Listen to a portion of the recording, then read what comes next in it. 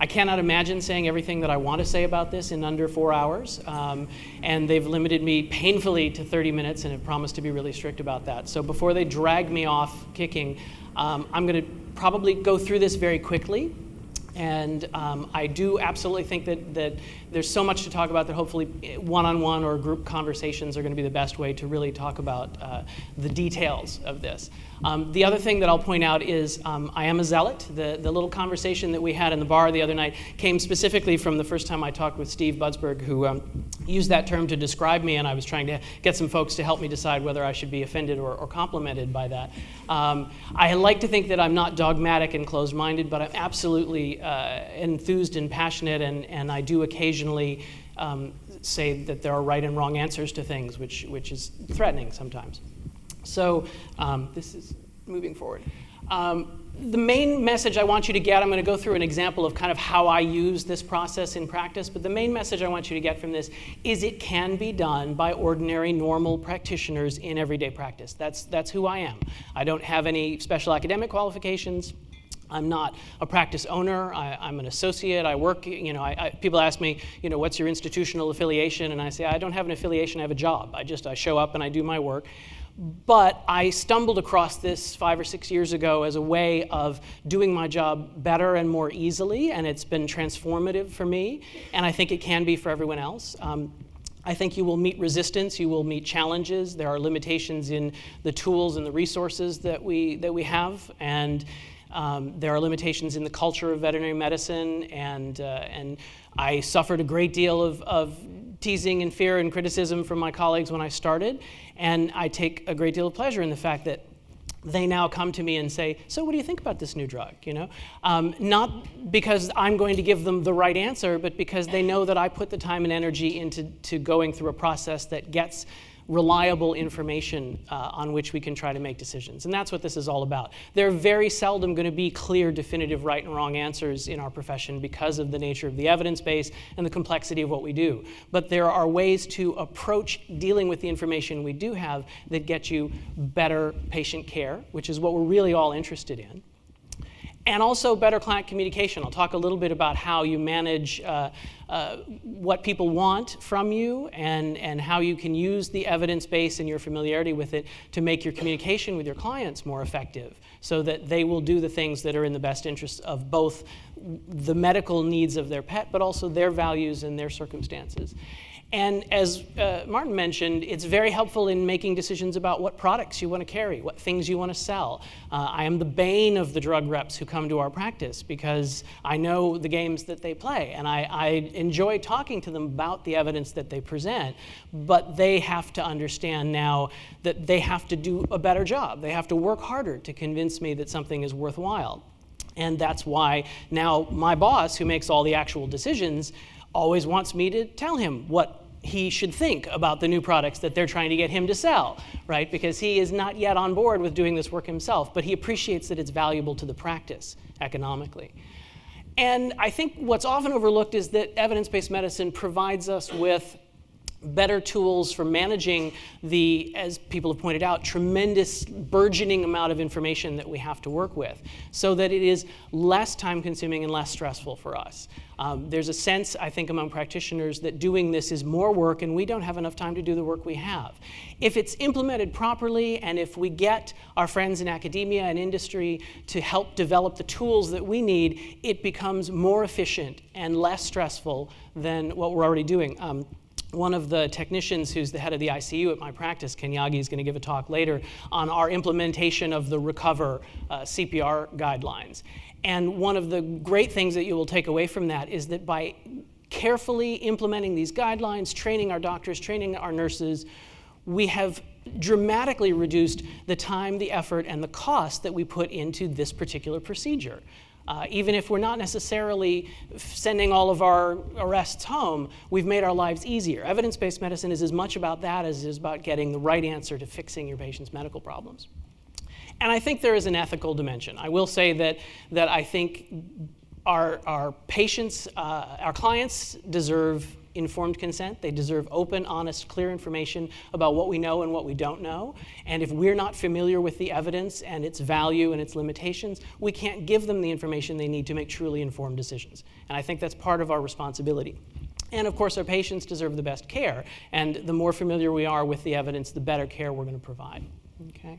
So these are the steps, and this is just my version of something that you've probably seen lots and lots of times before. It's very similar to what Rachel was presenting earlier. This is how I think about evidence-based medicine in day-to-day practice. And it's not that I sit down and do this consciously with every single patient all day long, because that's not practical.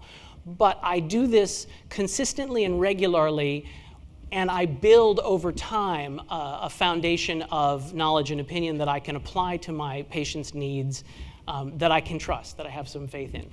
So first, you ask useful questions. You have to take the needs of your patient and the context of the client's needs and values and turn them into very specific questions that the evidence can help you answer. Okay? One of the worst questions I get all the time is, does therapy X work? And that's so broad as to be meaningless and unanswerable. So you do have to learn to ask specific answerable questions. And then you have to learn to find the evidence. And I think that as has been pointed out, we're getting better at that. Take advantage of things like the literature search surgeries that they're doing here if you feel like you need more support. I did a little survey a few years ago of veterinarians, mostly in the States, and the overwhelming majority of them had never had any training in how to find research evidence. I think we're doing a better job with students now, and I teach students occasionally in my practice who are on externships, and they're coming out with much better skills than I ever had at doing that. So finding the evidence is something we need to learn to do. And then assessing the value of the evidence. And that is critical appraisal. That is looking at the limitations and the flaws in the study design and all of that sort of thing. But it's also assessing the value of the evidence for your particular patient in your particular setting. You know, the best, most effective therapy in the world is useless if my client doesn't want it, can't afford it, if I can't get it, if I don't know how to use it. So part of the role of the general practitioner is to figure out how that evidence fits into the actual clinical needs that they're dealing with. And then this is really our job, number 4. You have to draw a conclusion. You have to make a decision. Whether the evidence is what you wish it were or not, ultimately it's your job to make a decision and to say something to your client about it. And that's where I think this process can eventually help us to be a little more confident sometimes and a little less confident sometimes in our conclusions. And then finally, this assigning a level of confidence. This is the step I think we skip and I think gets underestimated a lot. I think evidence-based medicine can be very freeing as well as terrifying, because we do have to deal with uncertainty and we do have to quantify and assess the uncertainty and what it means for us. But I think it's useful to us to know whether the confidence that we have in our practices is justified or not, and the extent to which it is. I think that that's an important part of the process. And then it's an iterative process. We repeat this over and over and over again all the time. So I wanted to just run fairly quickly through a mock case to give you an idea of how I might do this in one particular situation.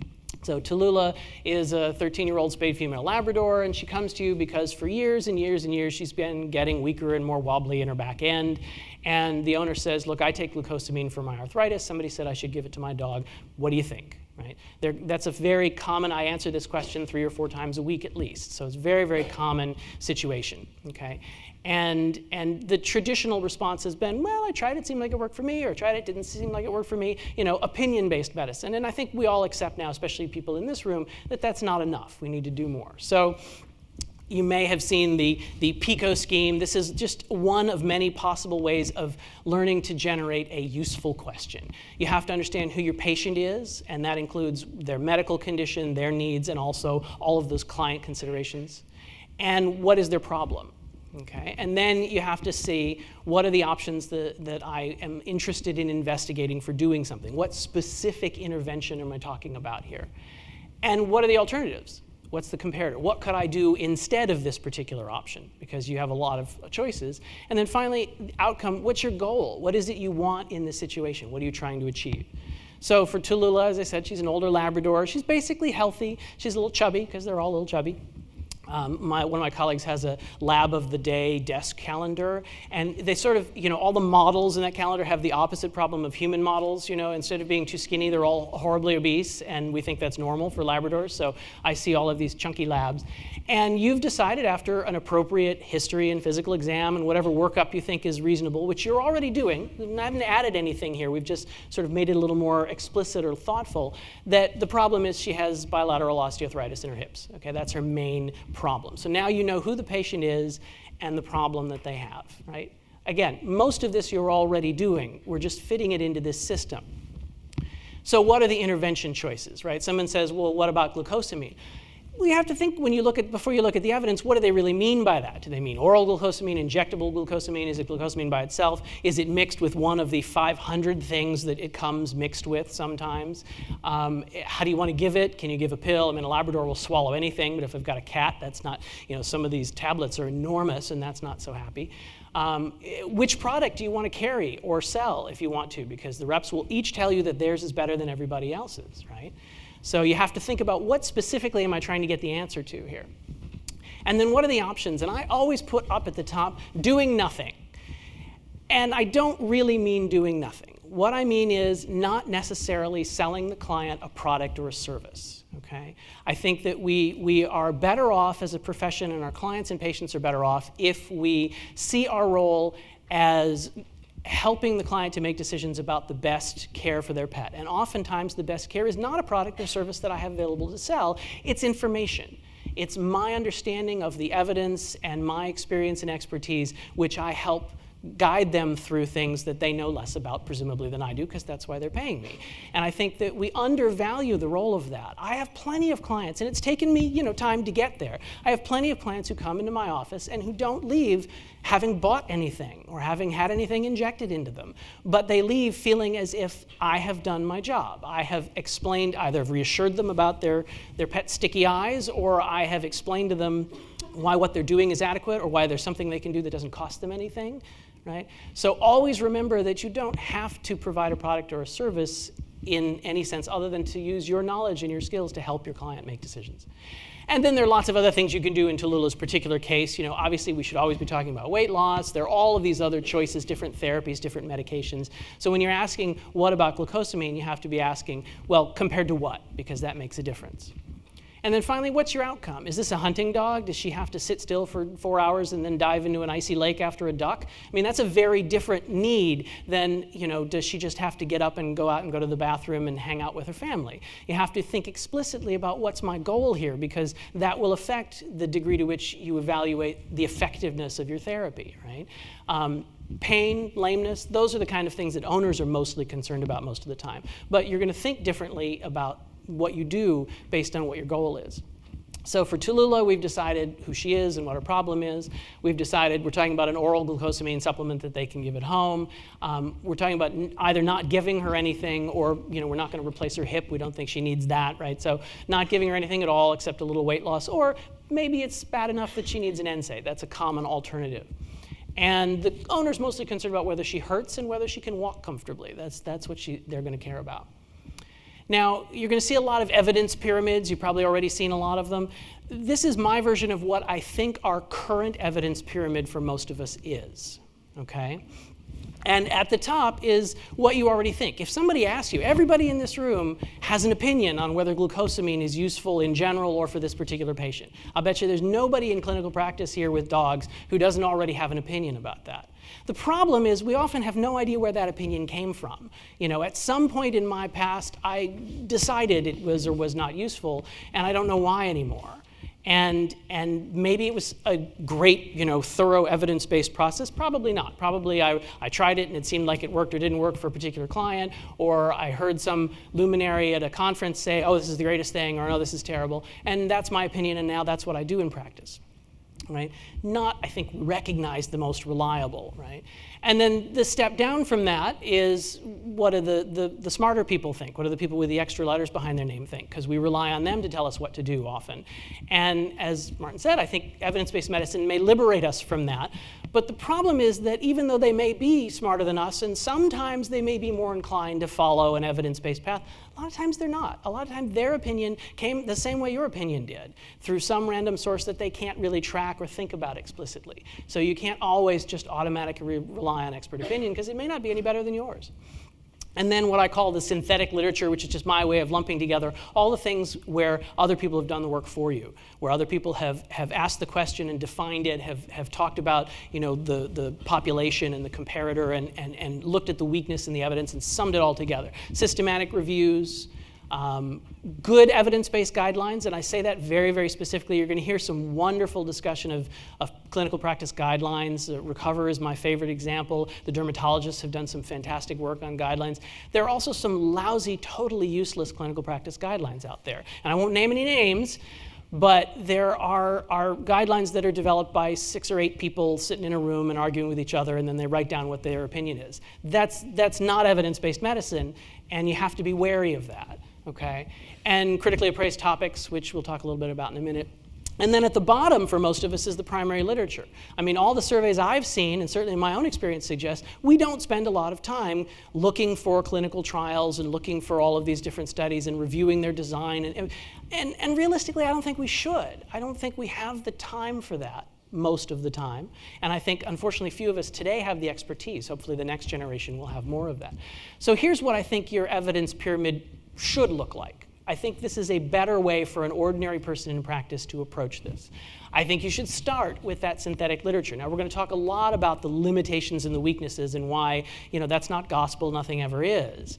But I think in the real world, that is the closest most of us in general practice are going to get to evidence that has followed this process and been vetted in a reliable way.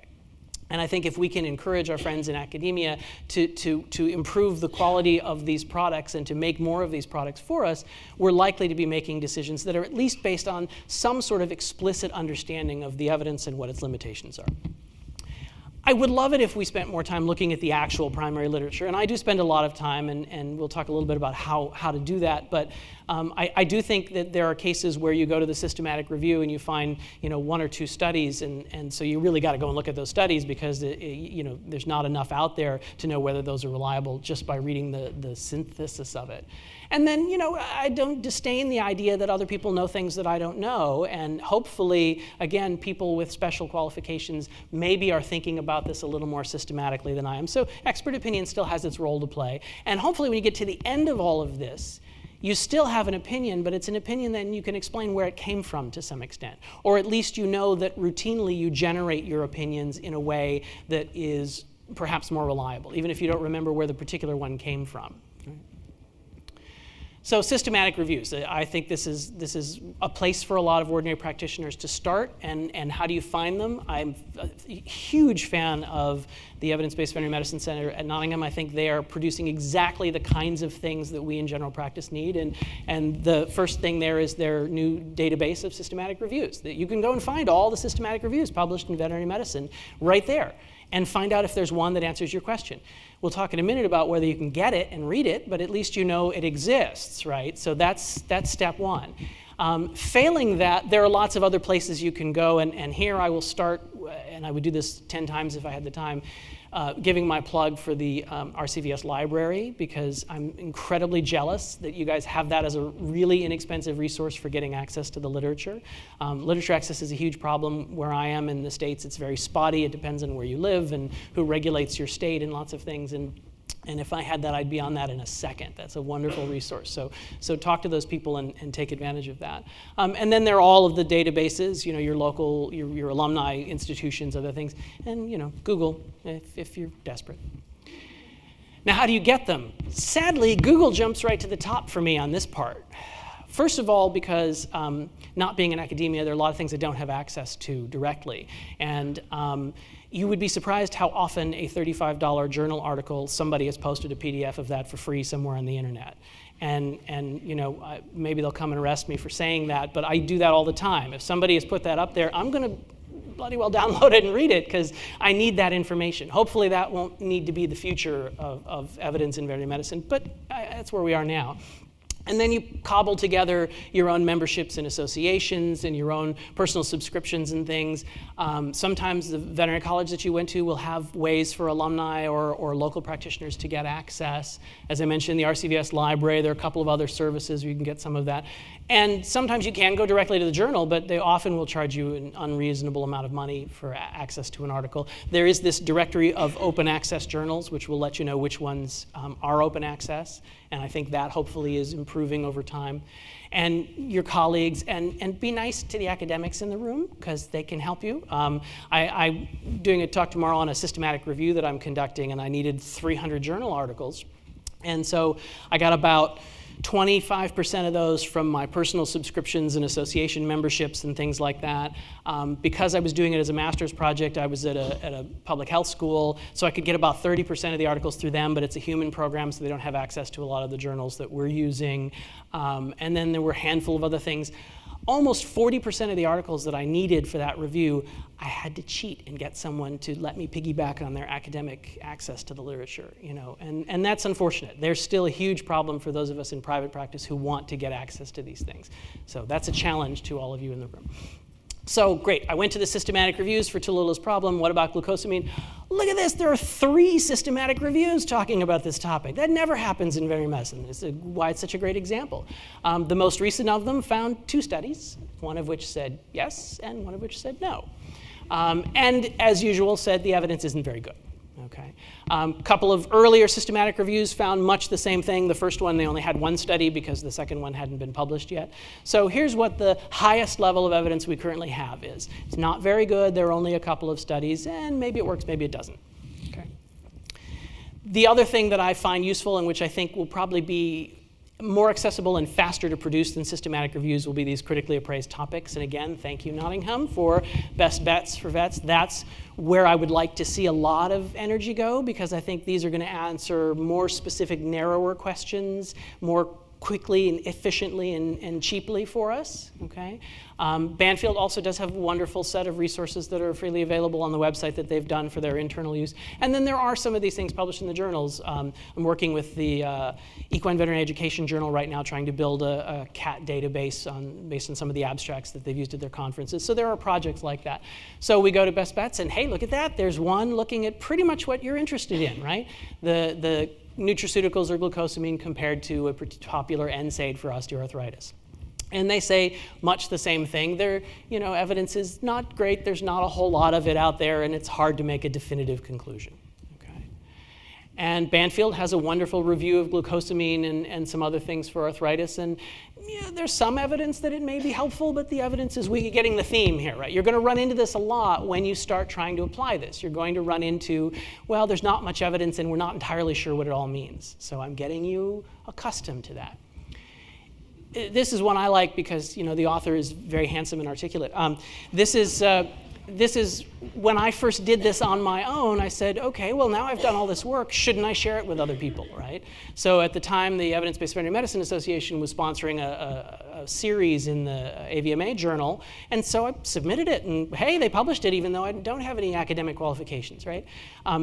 This, at the end, I will come back to this, will be a big challenge that I want to make to general practitioners, which is I not only want you to do this, I want you to share what you do with other people, because there are a lot more of us than there are academia folks. And I think that we can produce useful evidence and evidence synthesis on the questions we're interested in and that we need answers to, right? And I think if you do the work, you should share the work. That also led to my infamous blog, which has labeled me as a zealot, because I started writing things for my clients, and then I started posting them on the internet because I thought, well, I've done all this work, I might as well make it available. I bet you I get much worse hate mail than you do, Rachel. Wow, the internet is wonderful. So I want to say, do this for yourself and then do it for your colleagues as well. So what do we get out of the synthetic literature? Well, not much. There's not a lot of evidence. It's variable in quality, but generally not great, and the results are mixed, right? So if we wanted to, we'd go to the next level. We'd look at the primary literature, which I did. We read the particular trials. There are only 2 of them, so it's not that much work, right? And they've already been evaluated, and I didn't find anything dramatically different from what the formal reviews found. And then we used this wonderful animal model called Homo sapiens sapiens, kind of a weird creature, not built much like ours, but they do an awful lot of research on them, right? And so we can go to that. We need to be conscious of all the caveats and limitations, but it would be foolish to ignore, I had to chuckle when you showed us a study with 10,000 people in it, because that's never going to happen. Maybe in poultry someday, but it's never going to happen in dogs and cats. I'm excited if there are 100 or 150 subjects in a research trial. So we can't afford to ignore what they do in people as long as we're using our judgment and our critical faculties and how we apply it, okay? And then looking at things like preclinical research, and I don't have time to get into the issue of plausibility and how you decide whether it even makes sense to do a clinical trial on something or not. That's a different subject. Expert opinion, you can find lots of opinions. It's about as mixed and low quality as the quality of the research evidence. And then my opinion, which I had coming into this, because I tried it for my dogs, didn't seem like it did anything for them, so I already had an opinion. Now I have an opinion that's based on something a little better than that. This is where you really have to do your work. This is where you earn your money. You go through all this process, and then you make a decision. And what are your choices? Well, you can say, sure, I think glucosamine would be a great idea for Tallulah. I think you should try it. Or you can say, nah, I think you're wasting your time and your money, and I don't think you should do that. Or you can say, well, here's what I think you should do instead. This is better. Or you can say, I don't know. There's not much evidence out there. I really don't know. Right? Or you have to decide whether you want to own it and sell it to the client, right? Because that's the other thing we're talking about here, is how does this evidence help you in making those kinds of decisions? And ultimately, what do you tell the client is the issue for most of us in general practice. What do you say to the person in front of you with this question? So here's what I say to people. I start by saying, having thoroughly reviewed the evidence, I think your client wants to know that. I think they want to know that you've put time and energy into this, that this is not just something that you pulled out of your hat, and that you have a reason for what you're offering them. They don't want you to tell them the details of the literature, but they want to know that what they're paying for is some actual work, some expertise that you have. I think that's of value to clients, okay? So I tell them, look, I've read, there are 2 trials, I've read this, and people go, oh, you must actually know what you're talking about, right? So tell them that, share that with them. And I say, and the evidence is weak. I don't think there is a clear right or wrong answer. It's probably pretty safe. There's not a lot of risk to doing this. I also don't think there's much reason to expect it's going to do any good. I don't think it's going to help, probably. And it's not that expensive, depending on which version you get. So what I tell clients with this question several times a week is, first, let's do things that I know are more important, like let's get your dog to lose some weight, and we'll talk about that. And if you're doing anything funny with her activity or whatever, let's do that. I honestly think if they're really, really in pain, I think it's unethical to offer them glucosamine for pain control, because I don't think it provides anything at all. So I think you should offer them something better, and I'm a big fan of NSAIDs. But in any case, I think I would start with those things, and then if the client wants to try glucosamine, I don't have any objection to that. But I think now I've helped them to make an informed decision. Some people will say, well, I don't know, it really worked for me, I'm going to try it. Fine. Some people will say, gosh, that's great, I'd really rather not spend my money on something if it's not doing anything, right? And I think clients appreciate that you've gone through the process and you've given them information that helps them to make a decision. They don't feel like you're talking down to them, and they don't feel like you're applying sort of robotic algorithms, but they understand that there's a process, and that if you don't go through that process, and then because they'll come and talk to my other colleagues who will not do this, and they'll start asking them, well, why do you think I should do that? Which was really annoying to some of the other doctors I worked with for a while. But I think that clients will come to expect that you've put some work into justifying what you recommended them. So everybody's already talked about the big bogeyman here, uncertainty, right? We're going to face tons and tons and tons of uncertainty. And I think there are 2 things that we worry about. One is we worry about whether our own practices are reliable, and do we know what we're doing, and are we fixing anything? And I try to be sympathetic to that. I think it is part of our job to deal with the fact that uncertainty is reality and certainty is often illusion, right? We work in a very complicated business, and there are lots of limitations on the evidence, and we're not going to have clear, definitive right and wrong answers. We are required to make judgments on limited evidence. And I think that the key is getting us used to that. I think that is going to be easier for the next generation. I had a student who came in who was fantastic at this, was very, very good at doing this, because they had been trained in a different way than I had, to not think in terms of right and wrong answers, but of the process of generating an opinion or a recommendation. So I think it is possible for this to become ordinary. The other thing people worry about is, what are our clients going to say about uncertainty, right? If you say, I don't know, why should they trust you, right? Well, there's a little bit of research looking at that. This was a survey looking at what clients thought about veterinarians expressing uncertainty. And the main conclusions were that veterinarians worried way too much about what their clients were going to think, and that their clients actually wanted to be told if they weren't sure, if the answer wasn't clear, right or wrong. The other one, which just came out recently, which I think really bears strongly on the ethics of this, was looking at tertiary oncology care, and they asked clients what information they wanted about cancer therapy for their pets. And the number one thing that the client said is, I want the truth, right? And the truth is often, the evidence is weak and I'm not sure. But they want that, they deserve that from us, and I think it's our obligation to give them that in a thoughtful, useful way. Okay, so this is the last thing.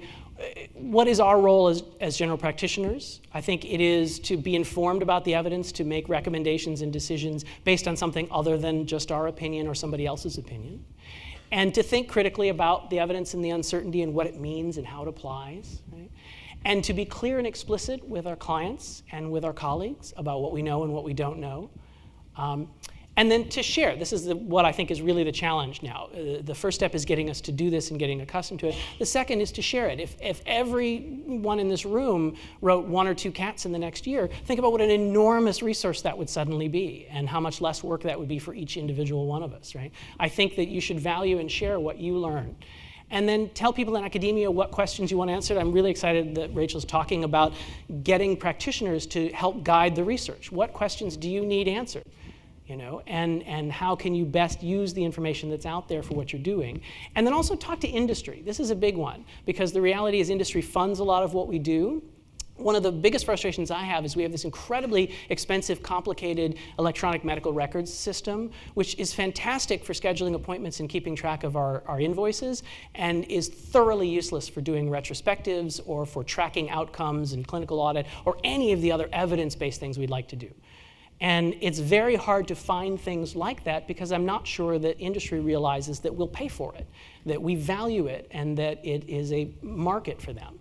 And the kind of tools that I see my MD use when they turn to their little terminal in the exam room and pull something up and print out a paper to hand me when I ask for it, I would love to have those kind of tools, and I think we could. So talk to people in industry about what you want, that this is important to you as a customer. Okay?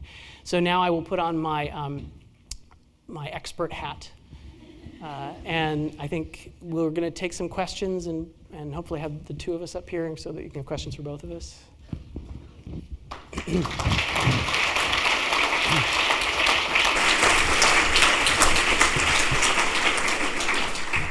Thank you very much to both our speakers for 2 very engaging presentations. One of the 2 priorities this conference set itself was to inspire and support frontline practitioners with new and useful ideas that can be taken away and applied and implemented in daily practice. And I hope that this session and the subsequent parallel sessions that follow this afternoon will do that. We have slightly overrun in time, so we're just going to take a few questions before we break for lunch. So if you could raise your hand, wait for a roving mic to turn up, and then just briefly say your name and affiliation, that would be fantastic. This lady at the front here.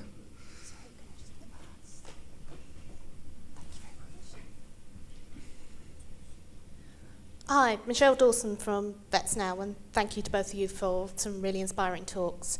From what I see in general practice, there's a lot of people out there who'd love to engage with the process, but lacking academic affiliation or mentor, they're a little unsure about how to get going on this side. And indeed, Brennen, you mentioned at the beginning your colleagues weren't necessarily supportive of your efforts to do so. How do you think we can overcome these barriers and actually get the practitioners to come to us? See if this is working. Well, I think some of it is about making it familiar. The more we talk about it, the more we present it, the more we show them that it's useful to them, I think the less scary it will be. I will admit that I think a lot of it ultimately comes down to training new veterinarians differently. I've seen a huge shift in my own practice as a result of sort of my agitation there, but not every practice is going to have a zealot, and I don't know that we're necessarily going to convert a lot of people who are well established in their practice. I think that a big part of it is training the next generation. I do think there's room in large practices for somebody to take a leadership role in doing that, for corporate practices or for large individual. I mean, we have 26 doctors, so we're an unusual practice in the States. So I think that's probably where it will start, and then it will kind of diffuse out as both from the next generation wafting in and also from exemplars like that out there. I think that's the best we can do. Can I, this Jackie at the front here as well. Jackie Molyneux, Chair of Knowledge, I'm proud to say. I am really enthused by your two presentations, and thank you for those. I think there are a whole cadre of practitioners out there who would be willing and able to help us drive this forward, and I have been saying so for years.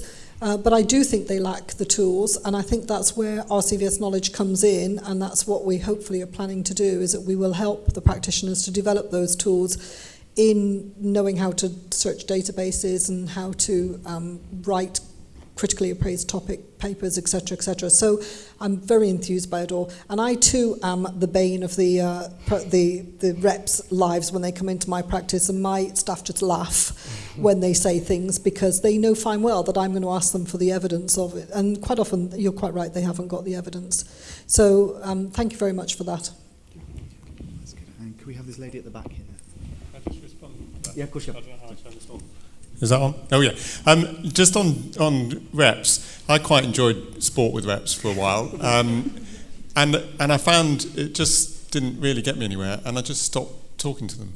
I don't think they're a reliable source of information at all, so the sooner you can wean yourself off them completely, the better.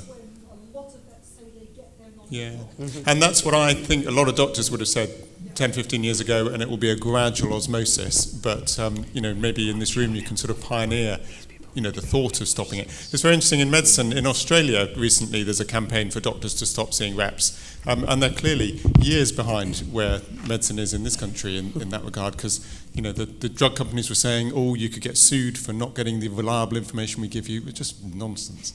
So stand up to them, set a precedent. We're going to just take one more question before we finish. Claire Nossenbelt from the University of Glasgow.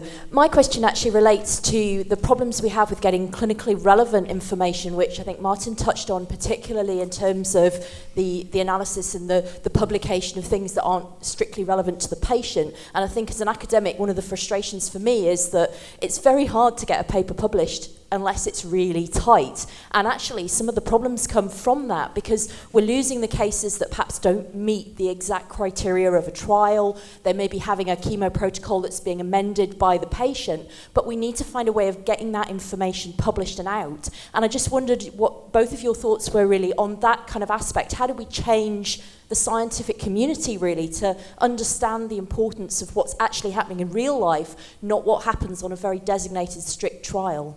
And if you can do that in 60 seconds, that would be fantastic.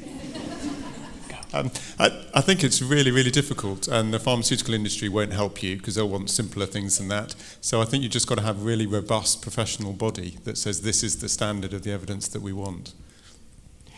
And I think you need to have a second stream of information coming from the practice level. I mean, I tried to put together a trial looking at whether Flagyl worked for diarrhea or not, because we give that out like candy and nobody really knows if it does anything or not. And I couldn't get academia interested in it. I couldn't get private funding because I'm not in academia. I think we need to start looking at ways to utilize the resources of the general practice to produce pragmatic initial pilot level research, which may then go on to get formalized and done better at the academic level. Yeah. Thank you very much. Thank you very much. I think there's plenty of people who still had a hand up and would like to ask some questions. Please do track down both our speakers during your lunch break. And can I just ask you to join me again and thank both our speakers for two very engaging talks.